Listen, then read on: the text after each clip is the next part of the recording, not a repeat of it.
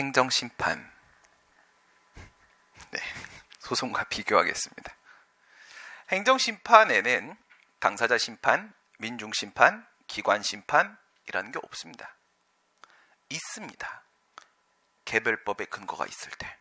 하지만 일반법으로 행정심판법은 그와 같은 행정심판을 인정하고 있지 않고요.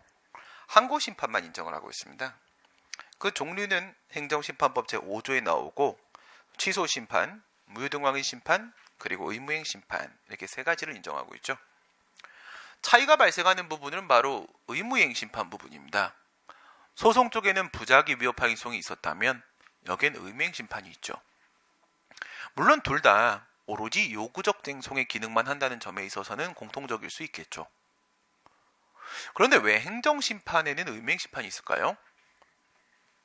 설명드린 그대로입니다. 84년으로 거슬러 올라가야 되는 것이죠.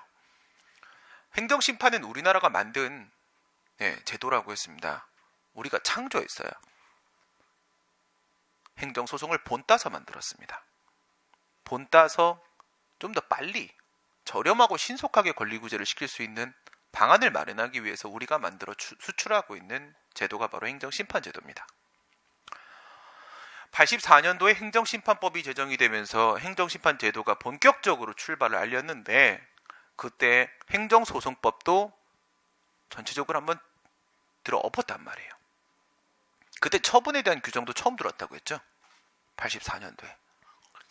당시에 이제 행정소송법 전면 개정안에 무이행 소송이 들어와 있었다라고 했습니다. 그래서 행정소송에도 취소송, 무효등왕소송, 의무행소송 이렇게 돼 있었고 항고소송이 행정심판에서는 그중에 주된 역할을 하는 항고심판만 만들어 두면서 여기에도 취소심판, 무효등왕심판, 의무행심판 이렇게 만들었었던 거죠. 또이 그대로 1대1 대응을 시켰던 거야. 그리고 마지막 순간에 행정소송법에서는 의무행소송이 삭제가 돼버리고 얘는 아버지를 잃은 의무행심판으로 남아버린 거예요. 그리고 지금까지도 의무행심판이 제대로 활용이 되고 있지 못합니다. 몇 년이 지났습니까? 84년도부터 94년, 땡4년, 14년. 와, 30살이 넘었네. 어머. 그럼 84년생들이 30살이 넘었다는 얘기네. 어머머.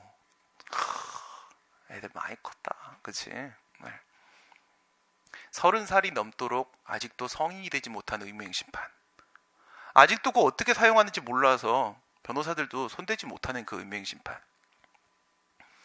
2010년도에 행정심판법 전면 개정될 때까지만 해도 이 친구를 어른 만들어 주려고 되게 많은 노력을 했어요.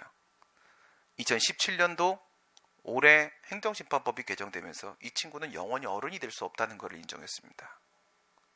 그리고 취소심판하고 무효확인심판에 힘을 실어줘 버렸어요. 10년까지는 심판법이 개정되면서 취소심판과 무효등확인심판에 힘을 계속 뺐어요. 빼면서 요구적 쟁송만큼은 오직 의무행심판으로 일어나자라는 방향성을 분명히 제시했어요. 근데 완전히 포기한 거죠. 의무이행소송이 없기 때문에 그렇습니다. 소송이 있어야 판결이 있고 판결이 있어야지 그 판결에 따라서 의무행심판 어떻게 운영할 것인가 방향이 나올 텐데 그게 지금 안 되고 있는 겁니다. 안타까운 현실이죠. 이게 바로 우리나라의 모든 졸속, 행정 이런 것들의 문제인 거예요. 준비도 안 된 의무행심판을 먼저 집어넣어 버린 거죠. 어쨌든 우리는 항고심판에 취소심판, 무효등확인심판, 의무행심판 3개가 있어요. 그 중에서 무효등확인심판은 소송의 무효등확인소송이랑 완전히 똑같아서 더 이상 볼 게 없습니다. 문제로도 안 나와요. 내는 사람이 이상한 사람이에요. 낼 거면 무효등확인 소송을 내면 됩니다. 차이가 없기 때문에. 그래서 우린 뭘 봐야 되냐? 취소심판하고 의무행심판을 중심으로 공부를 할 수밖에 없고요. 그리고 소송에서 인정되지 않는 제도로서 의무행심판제도, 의무행심판제도가 그 제도적 의미가 상당히 크기 때문에 의무행심판을 중심으로 학습할 수밖에는 없습니다. 첫 번째 취소심판입니다. 취소심판이란 행정청의 위법 또는 부당한 처분의 취소 또는 변경을 하는 심판이라고 되어 있는데 여기에 소송에 없던 내용이 2가지가 들어가죠. 한 가지는 부당이요, 한 가지는 변경입니다. 2가지를 한번 비교를 해보도록 할게요. 행정소송은 권력분립상 그 처분이 적법한지 위법한지에 대한 판단밖에 할 수가 없습니다. 법에 위반되는지 여부만 판단해야 돼요. 하지만 행정심판은 같은 행정부 소속 기관이 심판을 하는 것이기 때문에 가족이에요. 같은 가족. 그래서 부당 여부에 대한 심사도 가능해진다. 정당 부당에 대한 심사죠. 합법성의 통제 심사와 함께 합목적성의 통제 심사까지도 가능해지는 것이 바로 행정심판입니다. 그러면 정당 부당의 문제는 뭔데? 이런 고민이 들 수 있겠죠. 적법 위법에 대한 문제는 뭐 법에 위반되면 위법인 거지 뭐. 그런데 정당 부당의 문제는 뭘까? 합목적성 심사라고 얘기합니다. 이 목적을 달성하기 위해서 가장 좋은 수단이 있으면 그걸 사용하라는 거예요. 그렇지 않은 수단이면 전부 부당한 처분으로 전락해버리는 겁니다. 어머머? 그러면 부당은 적법한 경우에도 부당해서 취소될 수 있는 거니까 행정심판이 행정소송보다 그러한 측면에서는 권리구제에 더 유리할 수도 있겠죠? 적법인데도 취소되는 경우가 있을 수 있는 거예요. 더 유리할 수도 있겠죠. 하지만 반드시 그렇다고 말할 수는 없습니다. 이유는 부당이라는 무기를 손에 쥐어주긴 했지만 좋은 무기를 주긴 했어요. 하긴 했지만 그 총을 사용하는 사람을 생각하셔야죠. 얘는 제3의 독립기관이 아닙니다. 같은 가족이에요. 동생이 한 짓에 대해서 형 보고 판단해달라고 하는 거기 때문에 팔은 안으로 굽습니다. 기각될 가능성이 상당히 높다고요. 졸업은 동생이고 가제는 개편이에요. 그죠? 그래서 기각될 가능성이 매우 커. 행정심판법에는 47조 2항에 그리고 개별법의 행정심판제도가 마련되어 있는 경우들에도 마찬가지로 전부 그 개별법들마다 이런 게 따라 붙어요. 불이익변경 금지 원칙. 복수하지 마라는 뜻이에요. 복수하지 마. 행정심판은 같은 행정부 소속 기관한테 심판해달라고 하는 거니까 이거 사실 뭐예요? 내 동생이 한 일에 대해서 꼬질른 거잖아 나한테. 그럼 동생을 혼내야 되는데 동생을 안 혼내고 나한테 와서 꼬지르는 애를 두드려 패버릴 수도 있는 거예요. 그게 바로 불이익변경입니다. 불이익변경. 저 정직당했어요. 어쩜 좋아요. 저는 아무 잘못이 없거든요. 넌 이 새끼야 꼬지는 게 잘못이야. 이 새끼야 파면 나가. 이럴 수도 있는 거야. 그걸 못하게 막고 있는 겁니다.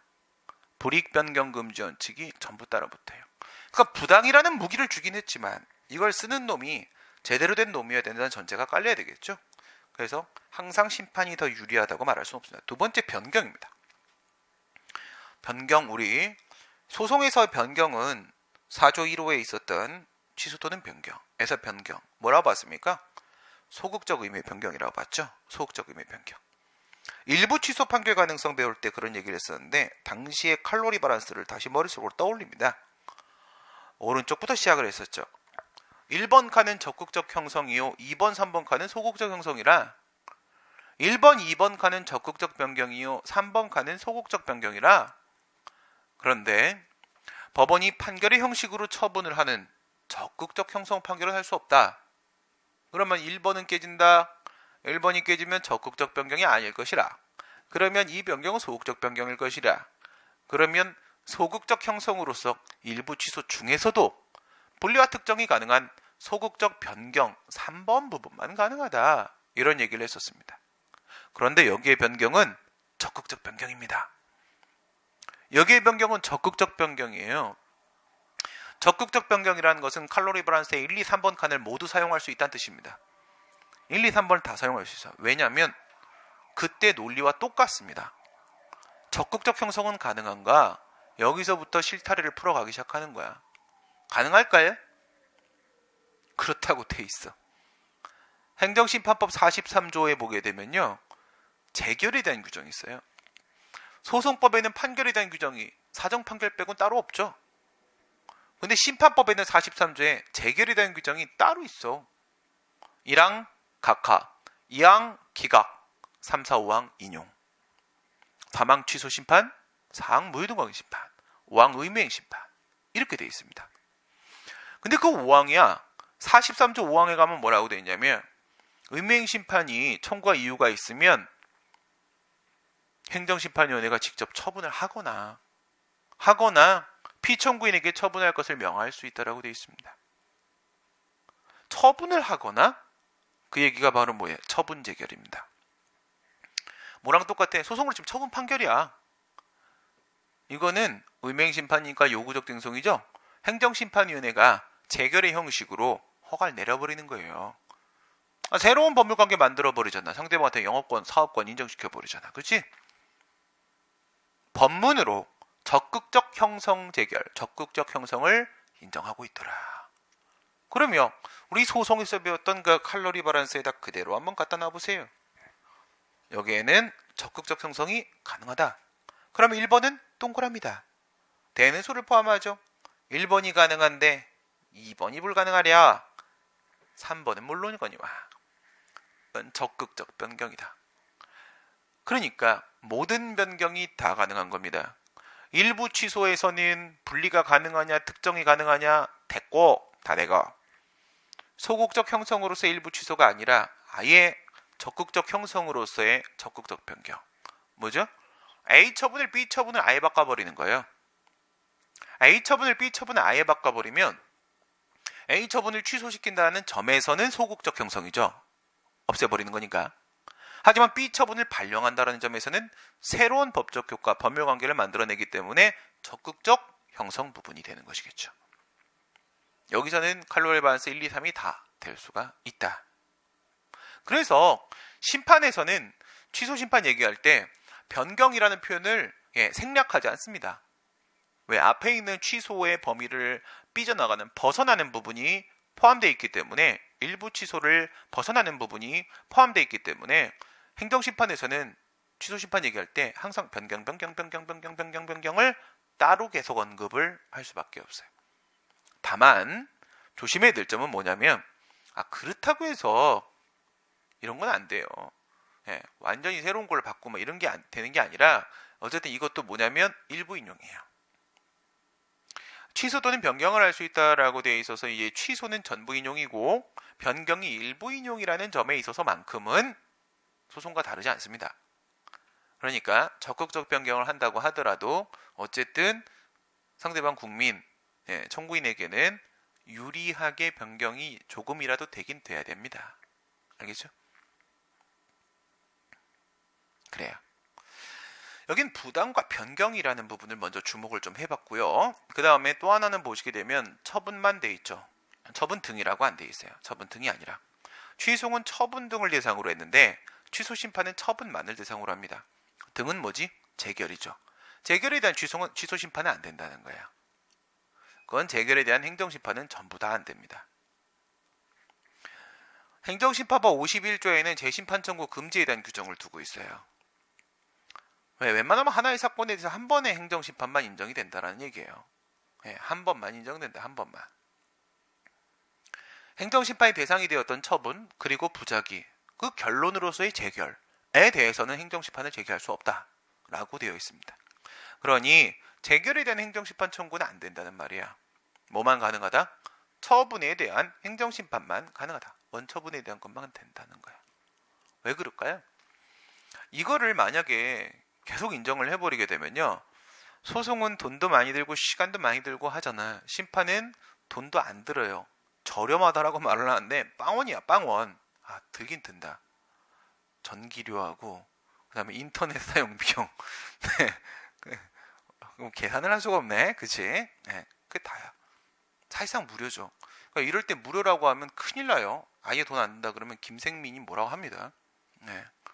그러면 그럼 인터넷 비용 어떡할 거냐? 김생민의 영수증 보면 뭐, 그쵸? 지난주에 누구야? 그 여자 연예인 중에 개그맨, 그 걔하고 결혼해가지고 하던 김숙. 이거 내가 짠 거야. 막 테이블 막 이런 얘기하니까 이건 공짜야. 공짜 아니다 막 그러면서 가서 목공을 배우러 갔을 때 들어간 비용, 그 다음에 팔 아팠지 뭐 이러면서 병원비 막 이래.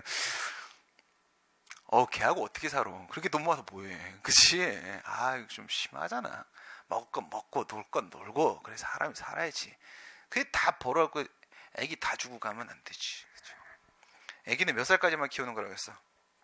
사리 분별을 할 수 있는 나이 8살까지. 그래서 학교를 보냈잖아요. 그럼 내보내야 돼요. 전 그러려고 애를 낳으려고 하는 거예요. 실험 정신이죠. 애를 낳아서 8살까지 잘 키워. 하고 싶은 거 다 시켜주고. 그때까지 지가 하고 싶은 거 해봐야 돈 얼마 들겠나? 그치? 네. 예, 그래서 다 키운 다음에 이제 취약을 시키고 나면은 그다음에 이제 스스로 벌어서 공부를 해라. 예, 그리고 엄마 아빠는 잠시 좀 나갔다 올게. 이제 연애하러 가는 거죠. 그렇죠? 네, 재밌게 놀고 돌아오면 애가 대학생. 이제부터 네가 날 부양해. 이유는 내가 너를 8년간 부양했으니까. 너도 나를 8년간 부양해. 네, 정확한 계약 관계죠. 그래야 행복한 가정이 유지가 됩니다. 이건 정말 내 확실한 철학이에요. 애 공부시키고 영어 해, 미술해 막 그러면 다 뭐예요? 부모 죽이고 양 먹이고 병원에 가두고 그런 애들이 어렸을 때 사랑받은 애들이에요. 사랑이 아니잖아 그건. 그치? 예, 그건 집착이죠. 집착이에요. 뭐 미절이냐? 애를 왜 그렇게 키워요? 그죠? 그냥 방목하는 게 최선입니다. 내가 그거를 경험하고 너무 행복해하기 때문에. 내 부모가 나를 방목해줬기에 놀다 지쳐 공부하게 되는 그 날이 오더라고요. 진짜 한 3년 놀면 할 게 없어요. 그만 이런 생각이 들어요. 뭐해, 그렇지? 막 그렇게 놀다 보면 어린 나이에 한번 간다고 했잖아. 또 경찰서, 그렇지? 한번 갔다 오면 더 놀면 또 가겠구나 이런 생각이 들면 이제 안전하게 살자 이렇게 안정을 추구하게 됩니다. 그래서 방목이 최선입니다. 그래서 여기는 적극적 심판이 다 되는데 처분 재결이 되기 때문이에요. 그거 잘 기억해놔야 돼요. 43조 5항은 물론 의무행심판이긴 합니다. 하지만 법은 종합적으로 해석을 하는 것이기 때문에 의무행심판에 대한 규정이 의무행심판에만 적용되는 건 아니에요. 근데 그 처분 재결 있잖아요. 실무적으로 써본 적이 있을까 없을까? 김숙이 자전거는 뭐라고 했어? 아까 봤죠 그거 영수증. 김숙이 자전거는 뭐 하는 거라고 그러지? 자전거는 보는 거라고 해서 관상용이라고. 네, 뭐 그 다음에 뭐 토스트기인가 막 이런 거 있는데 그건 다 뭐 하는 물건이냐고 했더니 왜 한 번도 안 썼냐? 관상용이라고 그랬어요. 관상용이라고. 네, 쓸 줄 몰라. 턴테이블도 관상용이었어. 이게 안 빠져. 네, 이런 거죠. 이거 똑같아요. 처분 재결도 관상용이에요. 관상용. 그러니까 의무행심판에는 적극적 형성 재결이 된다고 돼 있긴 해요. 된다고 돼 있긴 한데 한 번도 사용한 적이 없어요. 관상용입니다. 실제로 쓰는 물건은 아니고 이거를 가지고 방금 전에 우리 본 것처럼 야 봐라 어쨌든 법적으로는 적극적 형성이 된다. 그러니까 변경은 적극적 변경이야. 이런 거 인정할 때 해석할 때 써먹는 물건이고 실제로 사용하는 물건은 아닙니다. 네. 그 다음에 무효등과기 심판 는 뭐 당연히 무효고 취소 심판은 부당 포함이고 됐고 의무행 심판은 거부나 부작위 합치면 우리 뭐라 부르기로 했지? 소극적 행정작용 이렇게 부른다고 했지. 소극적 상태, 소극적 처분. 그 다음에 취소 심판이나 무효등과기 심판은 원래는 적극적 행정작용에 대한 방어적 쟁송만 됐었어요. 요번 전까지 2017년 4월 18일 전까지 9월 19일 시행 전까지. 물론 판례는 그렇게 안 봤어요. 판례는 우리 앞에서 판결의 희록 배울 때 뭐라고 배웠나? 적극 재처분 의무 같은 적극적 의무는 명문의 근거가 있어야만 인정된다고 했죠. 그런 걸 우리가 어디서도 봤었나? 거부처분에 대한 집행정지에서도 봤었잖아요. 집행정지에는 30조 1항의 일반 조항은 준용을 하고 있었는데 30조 2항의 재처분 의무는 준용을 안 하고 있었거든. 그래서 판례가 거부처분 집행정지 결정에는 재처분 의무가 없고 신청의 이익이 없다. 각하결정 이랬었어요. 근데 우리 판례는 올해 법이 바뀌기 전에도 명문의 근거가 없는 거부처분 취소 심판에 재처분 의무를 인정을 하고 있었거든요. 하고 있었어요. 왜 하고 있었을까? 말씀드린 대로 의무이행 심판을 아무도 사용을 안 하는 거예요. 그러면 행정심판 뭐가 없는 거야? 원래 만들어지기로는 취소 심판하고 무효등과기 심판은 법대로만 딱 하면 이건 오직 방어 심판만 되는 겁니다. 그 다음에 요구 심판은 완전히 의무행 심판만 사용 가능한 겁니다. 이렇게 만들어졌어 행정심판법이 처음에. 올해 초까지 그랬었어. 그런데 아무도 의무행 심판 안 쓰니까 행정심판에 뭐가 없는 거야? 방어 심판만 있고 요구 심판 아예 없는 상황이 된 거야. 근데 현대 사회복지국가에서, 즉 국민들이 국가의 의존도가 높아지면 높아질수록 방어 심판보다는 요구 심판이 더 많이 필요하거든. 근데 요구 심판이 없는 거지. 그래서 어쩔 수 없이 거부처분 취소 심판에 근거도 없는 재처분 의무를 그동안 꾸역꾸역 인정을 해왔던 거야. 근데 이번에 아예 명문으로 인정했어요. 아, 포기. 이렇게 한 거예요. 포기. 아, 그냥 다 인정해. 이렇게 돼버렸어요. 그런 얘기가 지금 거기 나오는 건데, 그거 한번 정리를 해볼게요. 기속력에 대한 문제입니다. 첫 번째, 거부 처분에 대한 취소 심판이 있겠지. 두 번째, 거부 처분에 대한 무효 확인 심판에서 재처분 의무라는 게 있었을 거야. 그 다음에 행정소송법 30조 3항에 보면 뭐가 있습니까? 인용 처분이 절차하자로 취소되었을 때 재처분 의무 규정 있죠? 여기도 똑같은 거 있어요. 그래서 여기는 허가와 같은 인용 처분에 대해서 절차하자가 인정되었을 때, 절차는 이제 취소니까 취소 심판 쪽입니다. 이렇게 됐을 때, 그리고 또 뭐가 있어? 의무행 심판이죠. 의무행 심판. 의무행 심판에서는 얘는 거부 N 부작위. 거부와 부작위에 대해서 의무행 심판. 근데 방금 이건 얘기했죠? 43조 5항에서 뭐라고 되어 있다고? 처분을 하거나 처분을 할 것을 명할 수 있다. 이렇게 되어 있는데, 만약에 행정심판위원회가 재결의 형식으로 허가를 내줘버리게 되면 그 다음 처분청에 어떤 역할이 필요합니까? 필요 없죠. 행심위가 이미 허가해 준 거예요. 그게 이건 뭐냐? 처분 명령 재결 쪽입니다. 처분 명령 재결 쪽. 처분을 해라! 이렇게 명령을 했을 때, 그럴 때 의무행 심판. 얘는 뭐라고? 이행 재결, 명령 재결인 상황을 전제로 이렇게 하도록 합니다. 이렇게 했을 때 재처분 의무가 인정이 되냐고. 부작위라고 하게 되면 처분 의무, 거부라고 하게 되면 재처분 의무, 이렇게 되어 있는데, 옛날에는 이게 인정이 안 됐었어요. 법의 근거가 없었어요. 이건 법의 근거가 있었고, 이건 법의 근거가 있었습니다. 근데 이 재처분 의무를 이행을 안 해. 이행해야 되잖아, 그치? 뭐 있었어. 우리 취소 쪽을만 생각하면, 전에 우리가 판서했던 거 생각해 보세요. 거부처분의 취소성, 거부처분의 취소심판, 거부처분의 집행정지 하며 취소 판결, 취소 재결, 집행정지 결정, 얘들은 없는 상태로 돌리는 거야. 소극적 형성만 인정되는 거죠.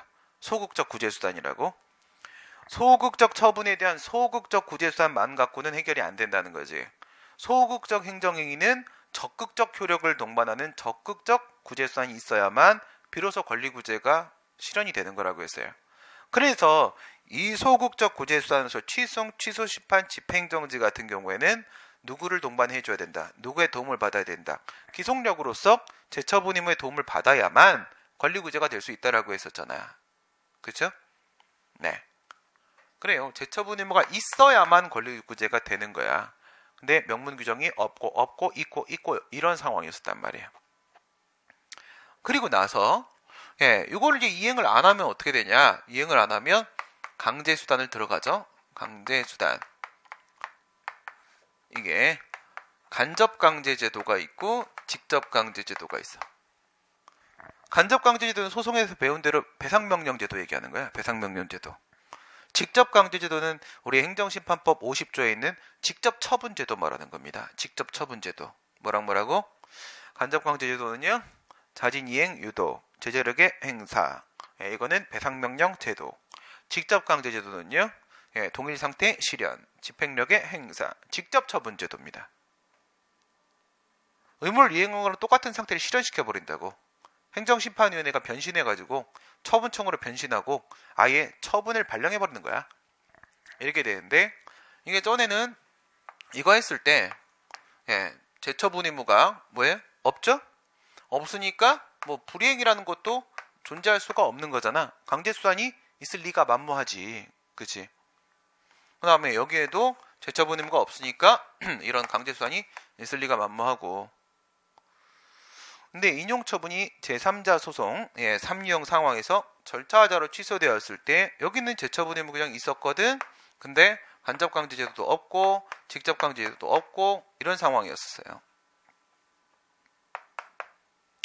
그리고 나서 여기 의무행심판 쪽에서는요. 의무행심판 쪽에는 간접강제제도는 없고 직접강제제도는 있고 이런 상황이었습니다. 이번에 바뀐 게 뭐냐? 이번에 이제 나올 거예요. 이제 12월 16일 이번 지방직 추가 채용 하반기 시험이 최초 시험으로 이게 나올 거고요. 이게 나올 거고 그래서 이제 우리는 100점이 나올 거고 그 다음에 내년에 막 터질 거예요. 막. 이게 생겼어요. 이것도 생겼고 그래서 어떻게 제처분 임명한 싸그리 존재할 수 있는 곳엔 다 존재하게 된 겁니다. 그러니까 옛날에는 이걸로 가자 했어. 요구 심판은 이걸로 끝내자 이건데 근데 여기서 XX잖아.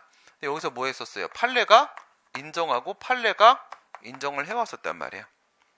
말씀드린 대로 음행심판 아무도 쓰질 않으니까 위쪽으로 요구심판 이렇게 취소 무효로 들어오면 어쩔 수 없이 받아주자라는 의미였어. 만약 인정 안 되면 어떻게 돼요? 소송이면 협의수익이 없고 심판이면 협의심판이익이 없고 집행정지면 신청이익이 없어서 가가 이런 상황이라고 했잖아. 그쵸? 원래 이거 가가 이래야 되는 건데 가가 안 하고 본안 들어갔었다고. 본안 들어가면 안 되는 건데 아예 이제 명문의 근거를 인정해버린 거야. 그럼 이 넘어오면 그러면 이제 제처분 의무가 있으니까 강제수단도 필요하겠죠? 이게 들어왔어요. 요거 4개가 들어온 겁니다. 왜냐하면 이거는 끝내 있을 수가 없어요. 얘는 있을 수가 없습니다. 취소 심판이나 무효하기 심판 같은 경우에는 뭐가 존재하지 않아요. 얘는 적극적 형성 재결이라는 게 존재하지 않잖아요. 존재하지 않으니까 직접 처분 제도라는 게 도입될 수가 없어요. 무슨 말인지 이해가 되십니까? 봐봐. 취소 심판 가지고 한번 움직여봐. 움직여봅시다. 이 친구는 뭐를 할 수 있지? 소극적 형성할 수 있죠. 취소를 시켜갖고. 그죠? 법률 관계를 되돌려버릴 수가 있어요. 이건 할 수가 있어.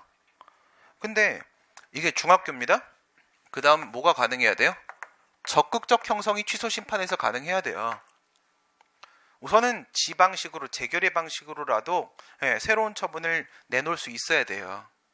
그래야지 자기 방식도 아닌 처분청의 방식으로 아예 처분의 형식으로 무엇을 하는 게 가능할 수가 있어져. 아예 직접 처분을 해버리는 상황이 가능할 수가 있는 거예요. 이게 뭐야? 중학교. 이게 뭐야? 고등학교. 이게 뭐야? 대학교란 말이에요.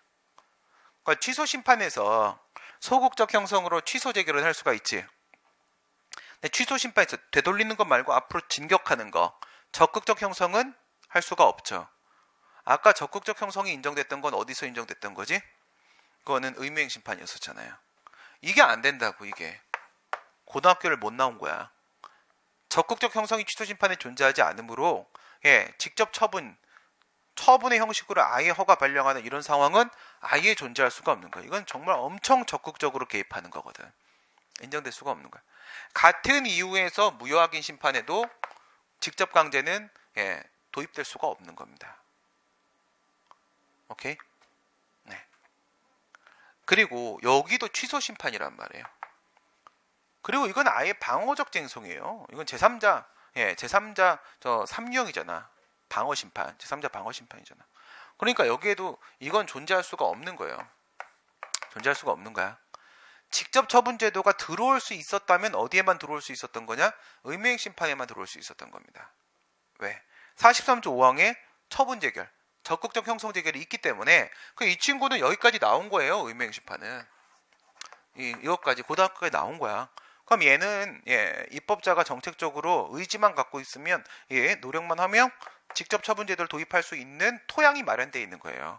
그래서 얘는 들어올 수가 있었던 거야. 오케이? 비교를 한번 해볼까? 행정소송법 개정안에 의무이행소송이 들어와 있습니다. 행정소송법 개정안에 의무이행소송, 거부부작에 대한 의무이행소송이 들어와 있어요. 그럼 거기에도 처분의무, 재처분의무가 부과될 거 아니겠어요? 거부에다가 의무이행소송을 제기하잖아. 거부에다가 의무이행심판을 제기하잖아. 여기서 이런 게 나온다? 야, 저한테 허가해줘 이렇게 처분 명령 판결 명령 제기를 한단 말이야. 근데 이럴 때 뭘 같이 한다고 했지?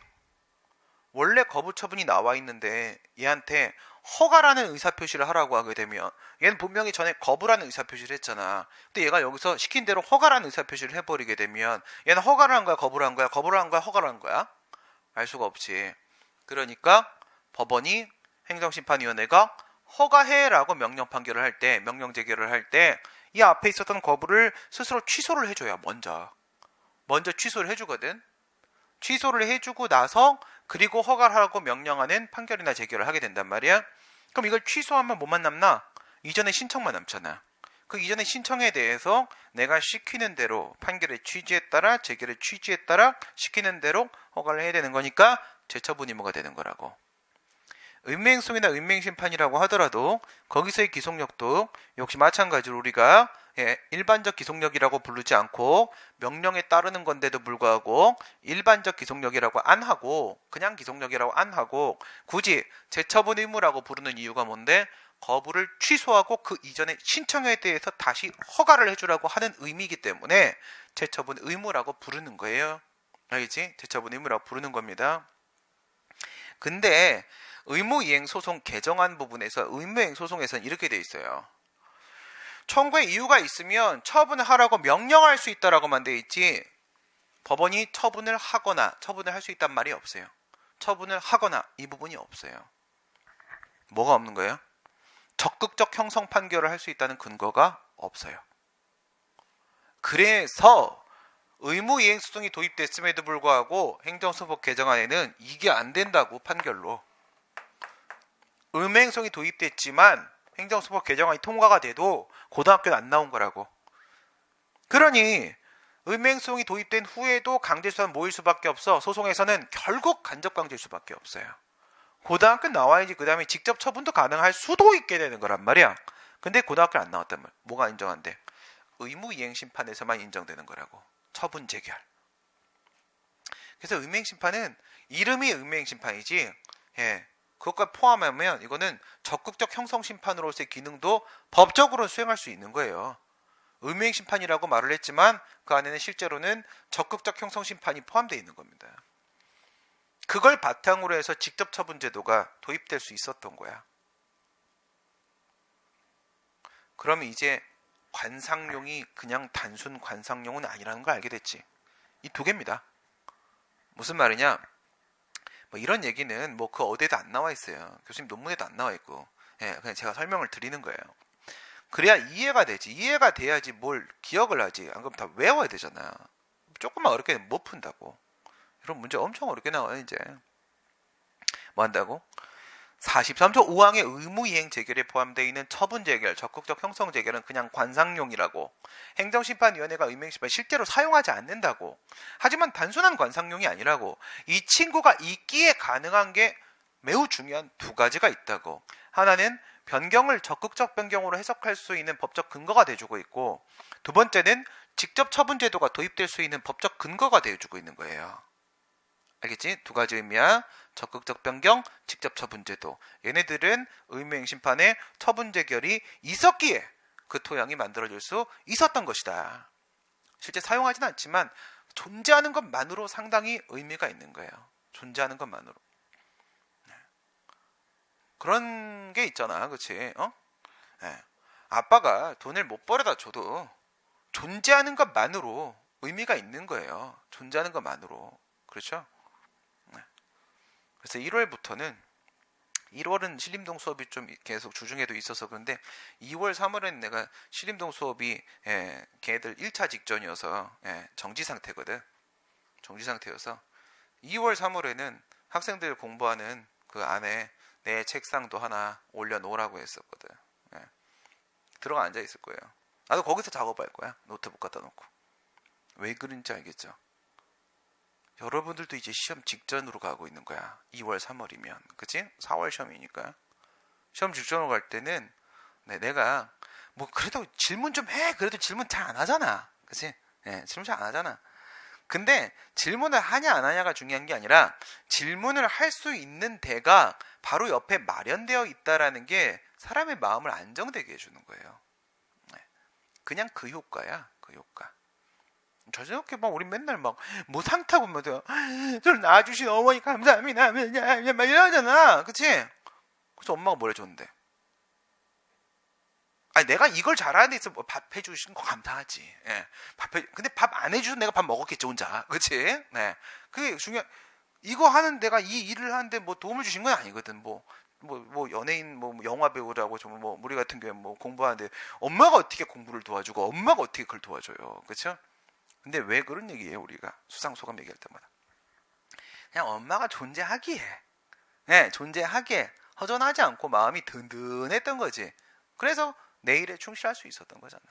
그런 효과는 정말 예, 돈으로 셀 수 없는 예, 어떻게 산술적으로 표시할 수 없는 효과거든요. 그게 바로 강사 주도형 관리반의 핵심입니다.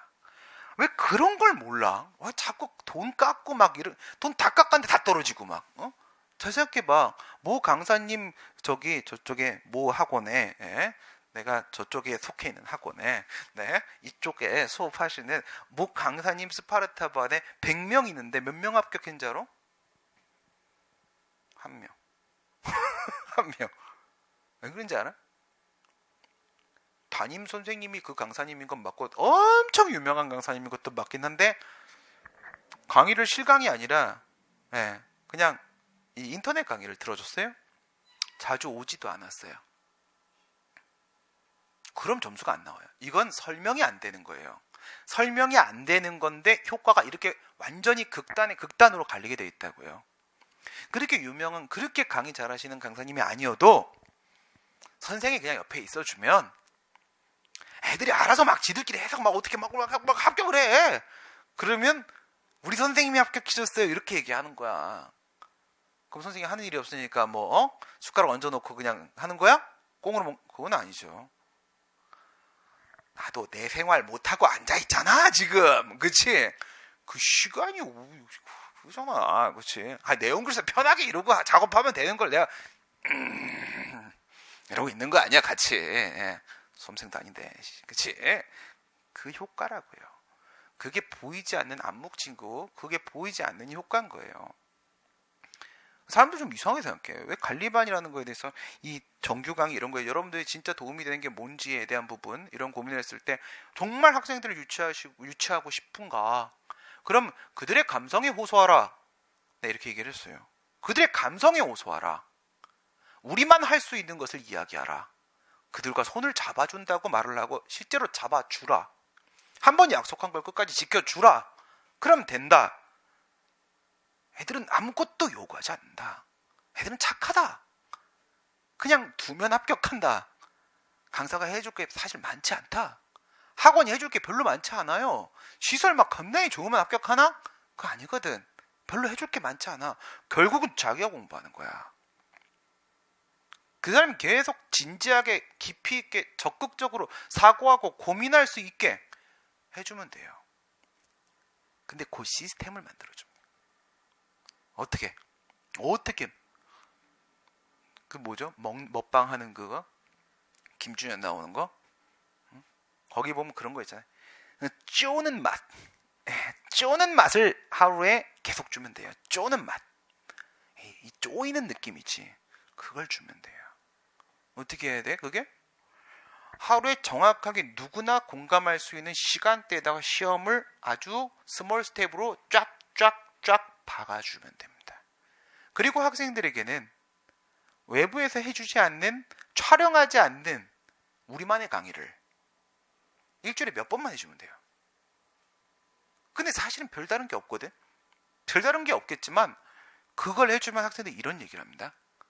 이건 우리만 듣고 있잖아. 인강이 수요 빵명인 강사라고 할지라도 빵명이야. 사실은 아무도 안 듣는 거지. 여기 있는 사람만 듣는 거야. 하지만 그게 오픈되고 있다는 것 자체가 싫은 거예요. 그건 뭐죠? 과외 효과예요. 과외 효과. 과외한 애들이 왜 합격하겠어요?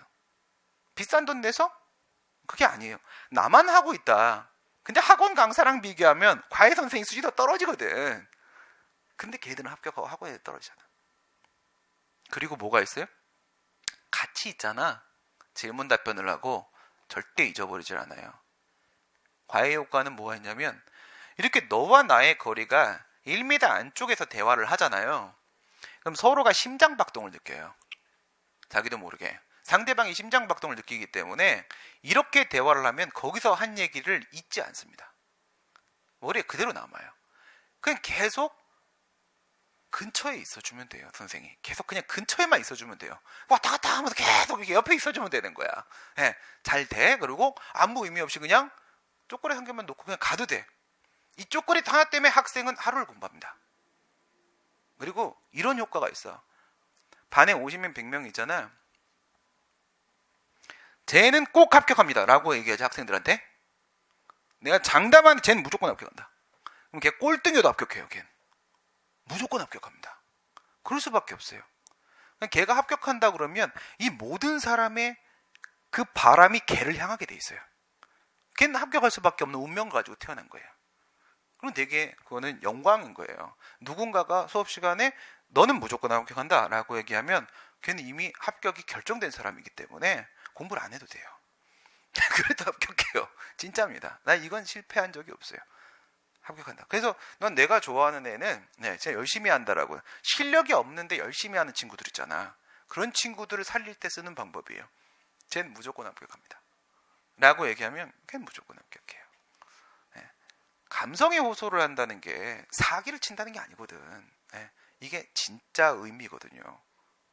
쪼는 맛과 그들을 감동시키는 힘. 그게 제일 중요한 건데 자꾸 이상한 시스템 얘기. 에이, 그 공부하는 거에 있어서도 여러분 똑같은 겁니다.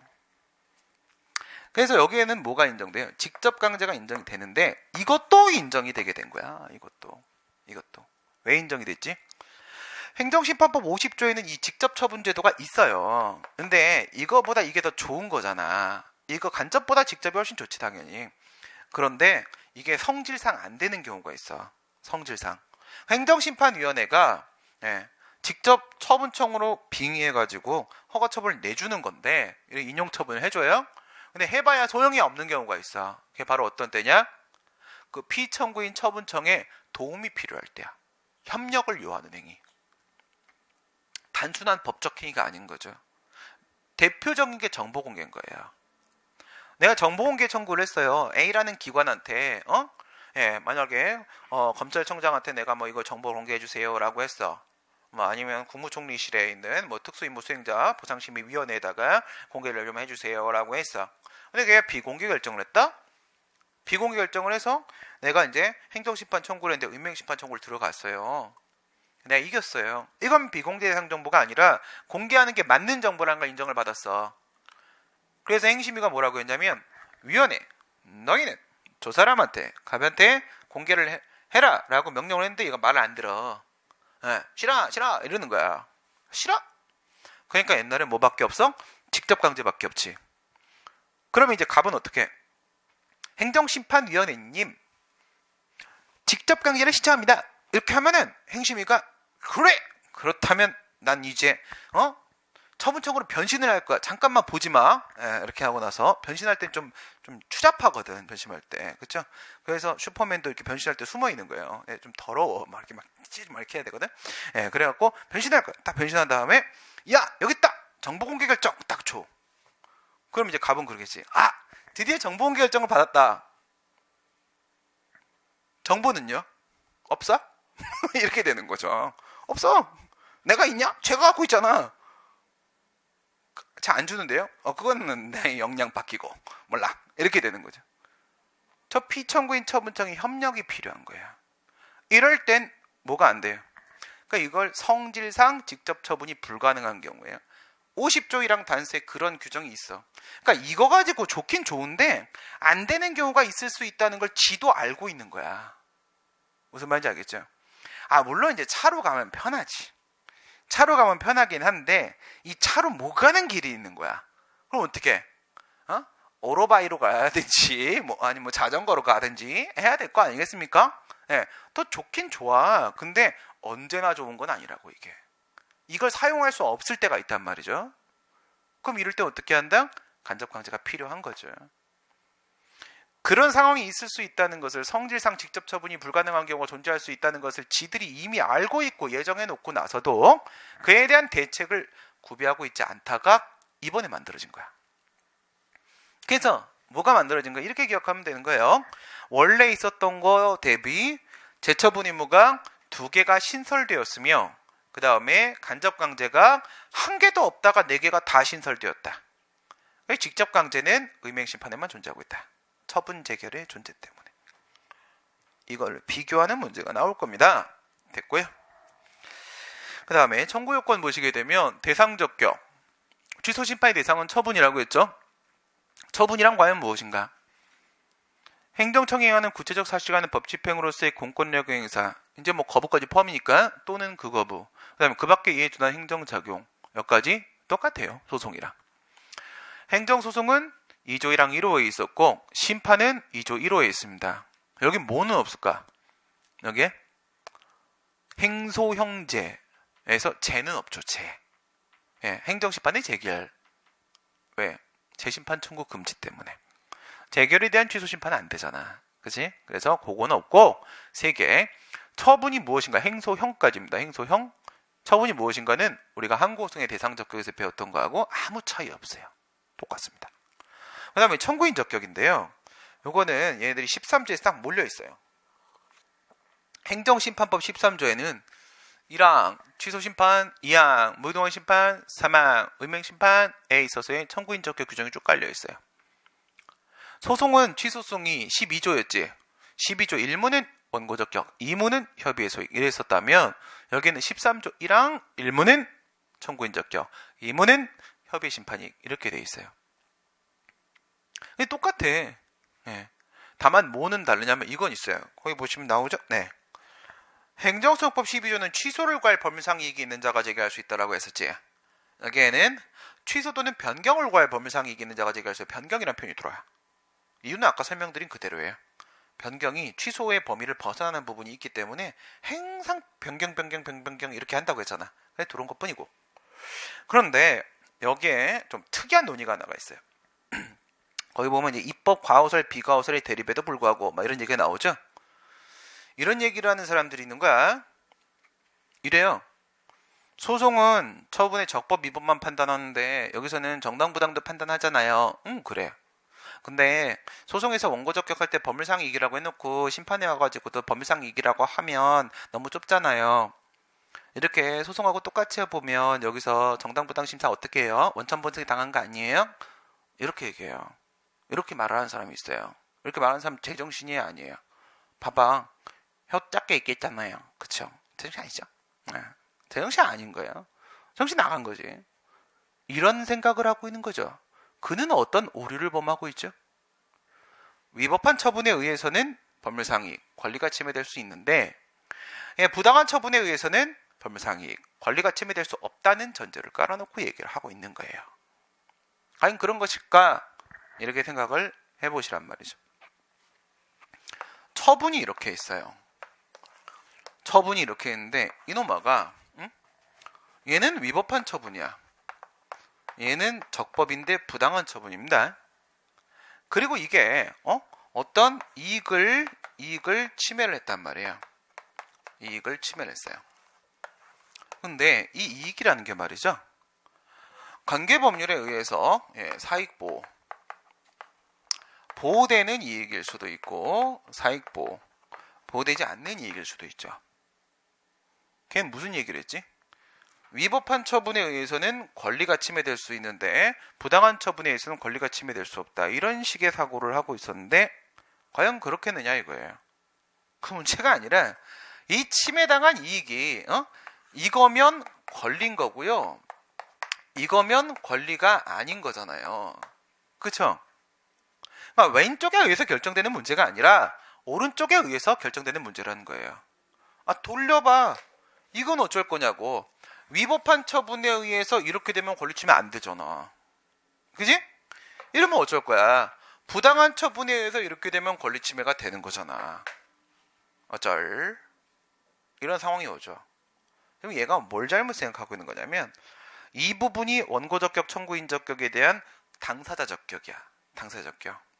이 부분은 뭡니까? 이 부분은 본안 요건이라고요. 본안 요건. 본안 들어가서 판단해야 될 문제지 여기 청구 요건, 청구인 적격에서 논할 문제가 아니라는 말입니다. 알겠어요? 뭘 잘못 생각해도 한참 잘못 생각하고 있는 거지. 그죠? 그래서 이렇게 보시면 된다고. 이렇게 공무원이 이렇게 있잖아요. 파면, 해임, 강등, 정직, 감봉, 견책 이렇게 있어요.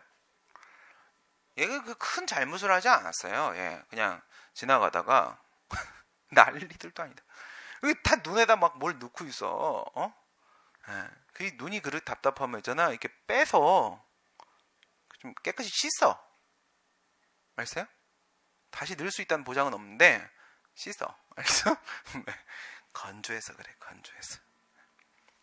여기서 이렇게 막 가습기 나오면 얼마나 좋아. 그쵸? 별론가? 밑에서 이렇게 올라오면 어떡해. 아니면 한쪽 벽을 이렇게 물내로 이렇게 하면. 에라이씨. 이건 뭐야? 적법 정당이야. 예. 감봉을 하면 이건 어떻게 돼? 이거는 적법 부당이야. 그러면 이렇게 하면 어떻게 돼? 정직이야. 이건 위법이야. 큰 잘못이 아니야. 예, 아주 사소한 잘못을 했는데 만약에 정직 이상을 하잖아요. 정직 이상을 하면 비례원칙 위반으로 위법인 거야. 너무 심했어. 근데 여기서 감봉 밑으로 내려버리게 되면 위법까지는 아니야. 적법이야. 근데 얘한테 가장 적정한 방법은 견책인 거야. 심할서 하나 받고 끝내는 거야. 근데 감봉에 처했다. 그럼 뭐라고? 적법 부당. 부당한 처분에 의해서 권리침해 됐어요? 안 됐어요? 공무원의 봉급 청구권. 가장 중요한 권리입니다. 그렇죠? 가장 중요한 권리야. 그것 빼고 뭐가 있어, 솔직하게. 그렇죠? 예. 그래, 공무원의 봉급 청구권 침해입니다. 공무원법이 보호하고는 이익입니다. 권리침해 됐잖아요. 부당한 처분에 의해서. 그래서 결론은 뭐야? 입법 과오가 아니에요. 똑같이 법률상 이익이라고 하고 있다고 해서 소송과 동일하게 봤다고 해서 잘못된 게 아니고 입법 비과오고, 그래서 심판에 있어서도 취소과 똑같이 그냥 공권, 의무부가 사익보호. 법률상 보호익이 있으면 청구인 적격 인정되는 거 똑같습니다. 거기 원고 적격 논의랑 똑같아요. 대립된 이해관계, 동일한 이해관계, 대립된 이해관계에서 경업자, 경원자, 경업자, 경쟁자, 이인 다 똑같아요. 다 똑같아요. 협의 심판이 행정소송법은 12조 2문에 협의 소익에 대한 규정이 있죠. 행정심판법은 13조 1항 2문에 있는데 똑같아, 내용이. 예. 토시 하나 안 다르고 똑같아요. 회복되는 법률상 이익이 있는 경우에는 또한 같다. 이렇게 돼 있어요. 뭐 효리상인가? 이거죠. 효리상인가? 뭐 부수되는 이익이 인정되는가? 가중요건 규정이 있는가? 다 똑같아요. 똑같아요. 아무 차이 없어. 그 법리를 그냥 갖다가 그대로 꽂으시면 돼요. 그 다음에 피청구인 적격.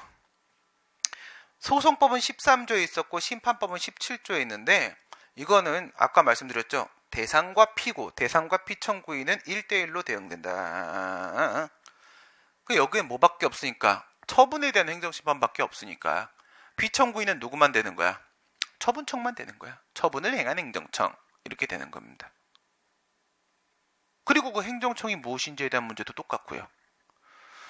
행정소송법은 2조 2항에 행정청의 범위에 대한 규정을 두고 있었고, 행정심판법은 2조 4호에 행정청의 정의에 대한 규정을 두고 있는데 똑같아. 조직법상 행정청, 강학상 행정청 말고 누구도 추가된다고? 기능적 의미의 행정청도 포함이 된다고. 그래서 결론은 작용법상 행정청, 광의 행정청이 돼버리는 겁니다. 차이가 없다. 그 다음에 행정심판 전치주의 있어요, 없어요?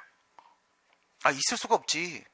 재심판 청구 금지 규정이 있는데 행정심판을 거쳐야만 행정심판을 제기할 수 있다. 그러면 재심판 청구잖아. 말이 안 되잖아. 그치? 그런 건 없어. 소송의 제소기간이 있으면 여기는 청구기간이 있죠. 나머지는 다 똑같아. 뭐만 차이가 있어요? 거기에 소송에서는 90일에 1년, 여기에는 90일에 180일, 1년과 180일 그 차이 빼고 나머지는 법리가 똑같아. 네. 소송하고 우리가 이제 쭉 한번 이제 비교를 해봤습니다. 해봤고 잠깐 쉬었다가 뒤에 내용 우리가 또 연결해서 6시까지 빨리 하겠습니다.